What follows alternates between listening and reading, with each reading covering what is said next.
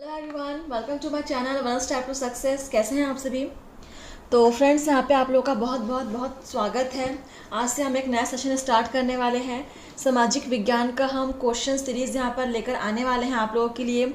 आज से हम स्टार्ट कर रहे हैं, हमारा पहला सेशन है। और आप किसी भी एग्ज़ाम की तैयारी कर रहे हो, चाहे वो DSSB हो, EMRS हो, या फिर KVS, NBS, TGT, PGT, आप नीट की प्रिपरेशंस क्यों ना कर रहे हो, यहाँ पे आपको क्वेश्चन सीरीज आप प्रैक्टिस कर सकते हैं। ठीक है, सोशल साइंस के, सामाजिक विज्ञान के बहुत ही महत्वपूर्ण क्वेश्चन यहाँ पे आपको कराए जाएंगे। MCQ सेशंस रहेंगे और आज का हमारा पहला क्लास है। ठीक है, तो देखते हैं आज का पहला क्वेश्चन क्या है। स्टार्ट करते हैं आज के सेशन को। तो पहला क्वेश्चन है आपका, सिंधु घाटी सभ्यता के समय के दौरान मुख्य पुरुष देवता कौन थी? चलिए, ऑप्शन है पशुपति महादेव, विष्णु, वरुण या कृष्णा। तो हमने सिंधु घाटी सभ्यता से स्टार्ट किया है, तो आप लोग आंसर करिएगा।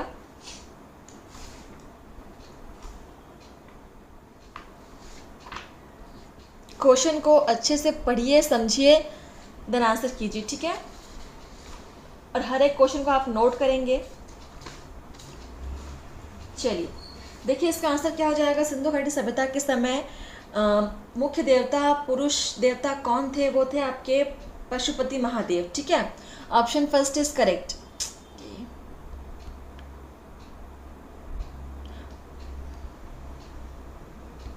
Option first is correct. ठीक है, चलिए देखते हैं अगला क्वेश्चन हमारा। क्वेश्चन नंबर 2 है, वैदिक काल में विधवा का विवाह उसके दिवंगत पति के छोटे भाई से करने को क्या कहते थे? ऑप्शंस है अनुलोम विवाह, प्रतिलोम विवाह, नियोग या ब्रह्म विवाह।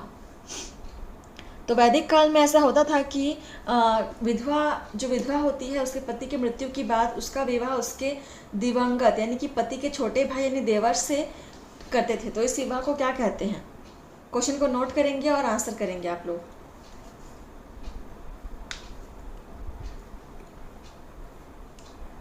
चलिए देखिए, इसका आंसर क्या हो जाएगा।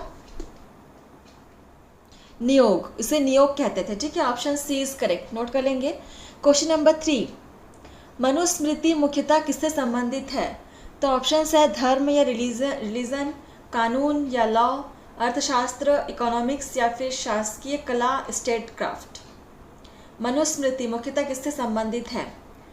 क्वेश्चन को नोट करेंगे आप लोग। ठीक है, और जो भी यहाँ पे नए स्टूडेंट्स हमारे साथ जुड़े हुए हैं वो क्लास को सब्सक्राइब कर लेंगे।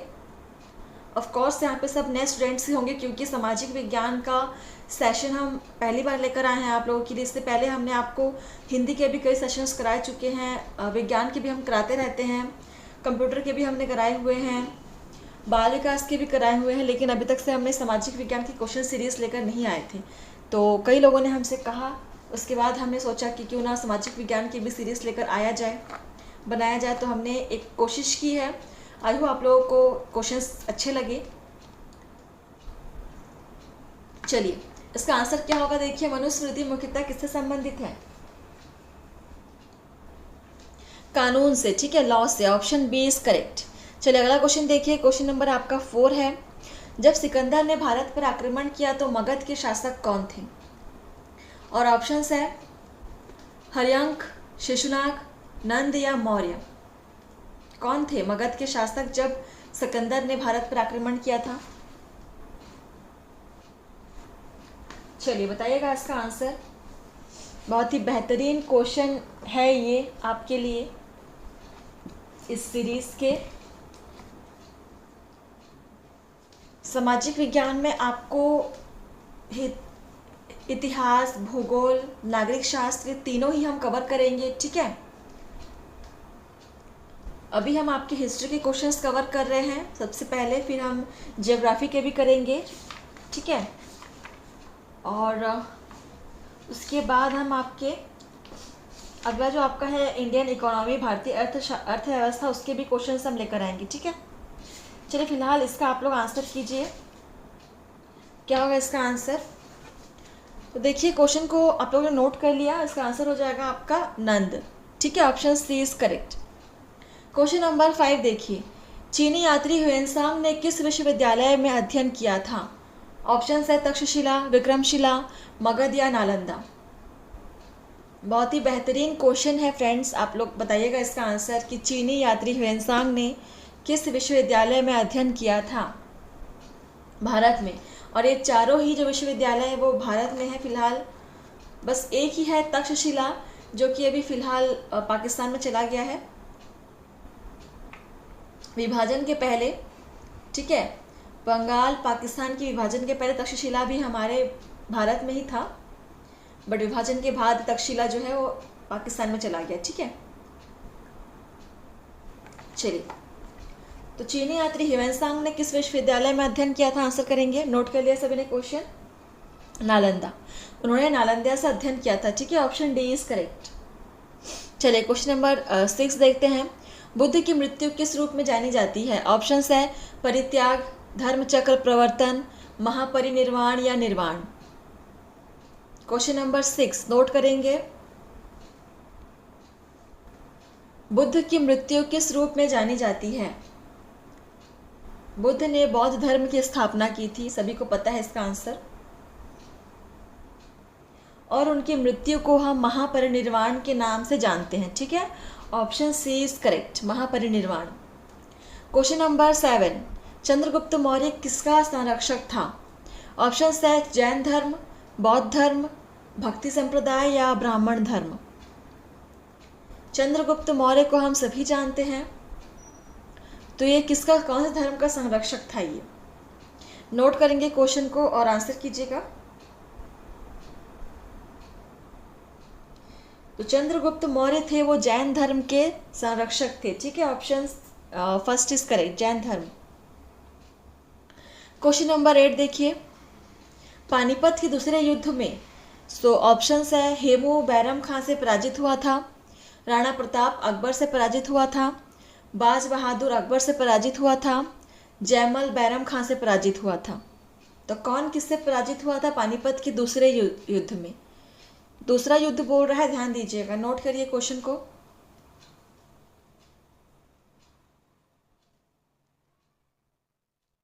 क्लास को सब्सक्राइब करना मत भूलिएगा आप लोग, यदि आप डेली क्लास अटेंड करना चाहते हैं तो। ठीक है, सोशल साइंस के डेली एमसीक्यू सेशंस हम आपको प्रोवाइड कराएंगे आज से,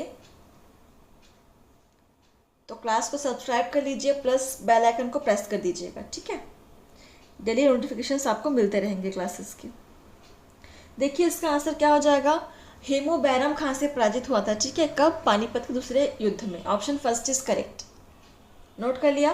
क्वेश्चन नंबर 9, राजद्रोही गतिविधियों पर अंकुश लगाने के लिए रॉलेट एक्ट द्वारा ब्रिटिश भारतीय सरकार को निम्न में से कौन सी शक्ति दी गई।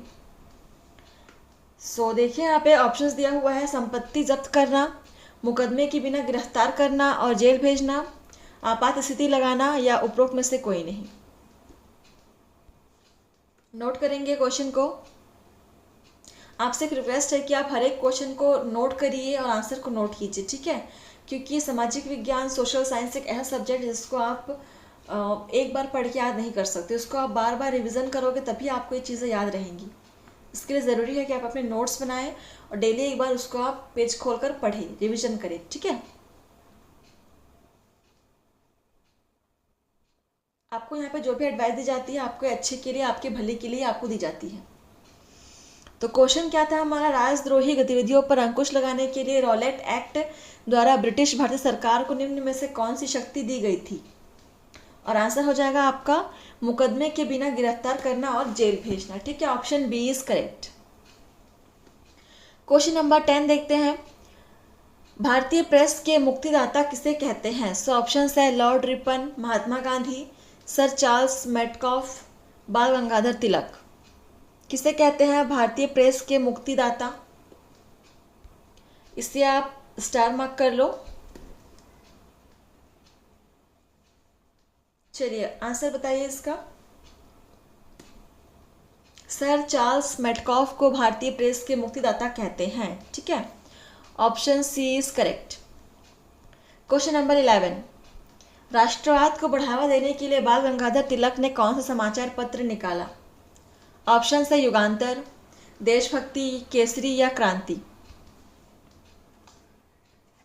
राष्ट्रवाद को बढ़ावा देने के लिए बाल गंगाधर तिलक ने कौन सा समाचार पत्र को निकाला था।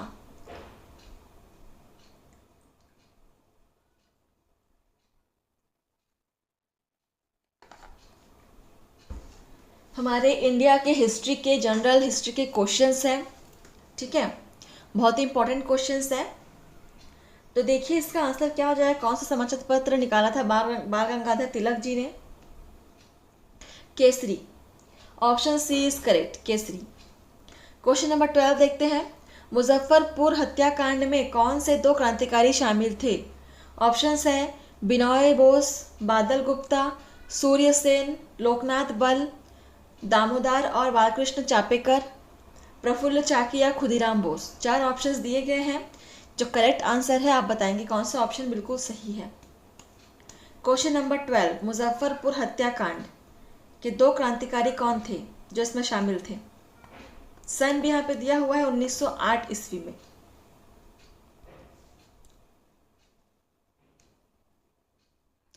प्रफुल्ल चाकी और खुदीराम बोस इसमें शामिल थे, ठीक है, option D is correct. Question number 13, Harappa संस्कृति का संबंध इनमें से किससे है? लौह युग, कांस्य युग, ताम्र युग, पाषाण युग। नोट कीजिए क्वेश्चन को। हड़प्पा संस्कृति का संबंध इनमें से किस युग से है? कांस्य युग से है, ठीक है, ऑप्शन बी इज करेक्ट, कांस्य युग। इसको आप स्टार मार्क कर लेंगे। चलिए अगला क्वेश्चन देखिए। सोमनाथ मंदिर को 1025 ईसा में किसने लूटा था? ऑप्शंस हैं Mahmood Ghaznavi, Mohammad Ghori, Genghis Khan, Timur Lang. Question number 14 note करेंगे। सोमनाथ मंदिर से हम सभी वाकिफ़ हैं, बहुत ही फेमस मंदिर है सोमनाथ जी का। सोमनाथ मंदिर में हमारे शिवलिंग, मतलब शिव जी की यहाँ पे लिंग स्थापित है। समुद्र के किनारे पर यह मंदिर है, बहुत ही प्रसिद्ध मंदिर है। तो इसको किसने लूटा था 1025 ईसा में?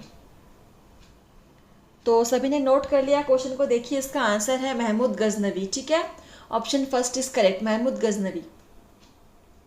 क्वेश्चन नंबर 15, तुगलकनामा किसने लिखा? ऑप्शंस हैं अमीर खुसरो, मलिक मोहम्मद जायसी, अबुल फजल, उपरोक्त में से कोई नहीं। नोट करेंगे क्वेश्चन को। तुगलकनामा किसने लिखा था?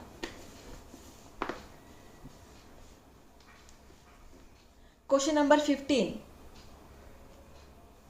सो तुगलकनामा को अमीर खुसरो ने लिखा था, ठीक है, ऑप्शन फर्स्ट इज करेक्ट, अमीर खुसरो।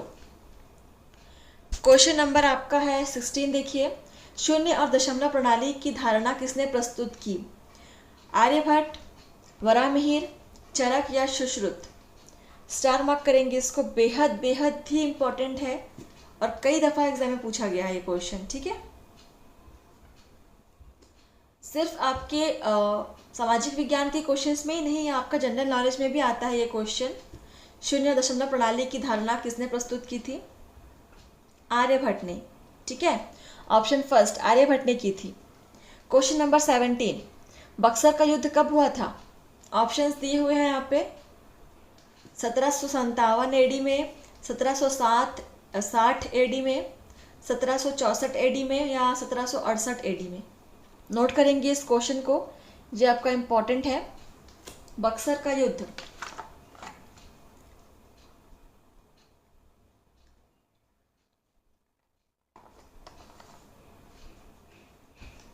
17 नंबर क्वेश्चन, बक्सर का युद्ध आपका 1764 एडी में हुआ था, ठीक है, option C is correct.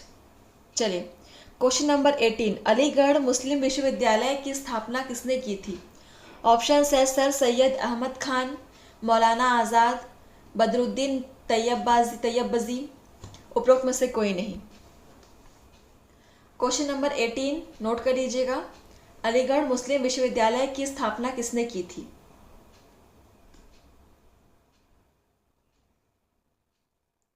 And the right answer is Sir Syed Ahmad Khan, ठीक है, option first is correct, Sir Syed Ahmad Khan ने की थी। क्वेश्चन नंबर 19 देखते हैं।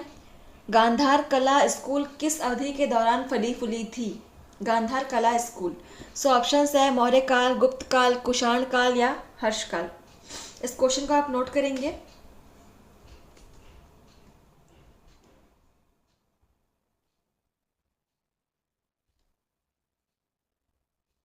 गांधार कला स्कूल जो है वो कुषाण काल में फली फूली थी, ठीक है, कुषाण काल में। Option C is correct. चलिए क्वेश्चन नंबर देखते हैं, 20 नंबर क्वेश्चन, आज का हमारा लास्ट क्वेश्चन है ये। निम्नलिखित में से महाराष्ट्र के किस संत ने भगवत गीता का मराठी में अनुवाद किया? ऑप्शंस है नामदेव, ज्ञानेश्वर, तुकाराम या रामदास। तो महाराष्ट्र के किस संत ने भगवत गीता का मराठी भाषा में अनुवाद किया था? ये भी इम्पोर्टेंट है, स्टार मार्क करेंगे इसको। और आप लोग क्लास के अंदर मुझे बताएंगे कि आपने कितने क्वेश्चन सॉल्व किए हैं, ठीक है। आपके स्कोर्स मेरे लिए बहुत ही जानना ज़रूरी है, आप बताएंगे कमेंट सेशन के माध्यम से। तो देखिए इसका सही आंसर क्या हो जाएगा, ज्ञानेश्वर जी ने, ठीक है, ज्ञानेश्वर जी ने ही भगवत गीता का मराठी में अनुवाद किया था। Option B is correct. तो चलिए सेशन आपका यहीं पर समाप्त हुआ। आप लोग ऐसे ही डेली क्लास को अटेंड कीजिए, पढ़ते रहिए, ठीक है।